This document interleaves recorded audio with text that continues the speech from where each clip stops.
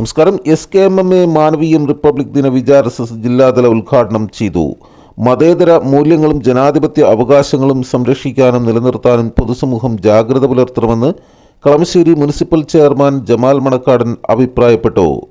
മഹത്തായ ഇന്ത്യൻ ഭരണഘടനയെ വളർന്നുവരുന്ന തലമുറക്ക് കൂടുതൽ പരിചയപ്പെടുത്തുവാനും ഭരണഘടനയെ സംരക്ഷിക്കാനുള്ള ബാധ്യത ഏറ്റെടുക്കാൻ പൗരന്മാർ തയ്യാറാവണമെന്നും അദ്ദേഹം ഓർമ്മപ്പെടുത്തി.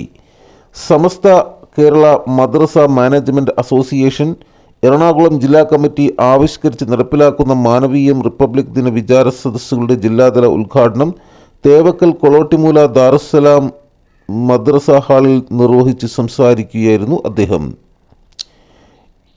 ഇന്ത്യ മതേതരത്വത്തിൻ്റെ ഈറ്റില്ലം, മദ്രസകൾ മാനവികതയുടെ വിളനിലം എന്ന പ്രമേയത്തിലാണ് പരിപാടി സംഘടിപ്പിച്ചത്. SKMMA ജില്ലാ പ്രസിഡന്റ് TA ബഷീർ അധ്യക്ഷത വഹിച്ചു. സിയാദ് ചെമ്പറക്കി ആമുഖ പ്രഭാഷണം നടത്തി. മുനിസിപ്പൽ കൗൺസിലർമാരായ സുധികുമാർ, PM ഫൈസൽ കങ്ങരപ്പടി, SKMMA ജില്ലാ treasurer Abdussalam Haji Chittethukara, Jamiyathul Muallimeen Edathala range treasurer PK Jabbar എന്നിവർ പ്രസംഗിച്ചു. ഇമാം ഇയാസ് ബദരി ഇന്ത്യ മതേതരത്തിൻ്റെ ഈറ്റില്ലം, മദ്രസകൾ മാനവികതയുടെ വിളനിലം എന്ന വിഷയത്തിൽ പ്രമേയ പ്രഭാഷണം നടത്തി.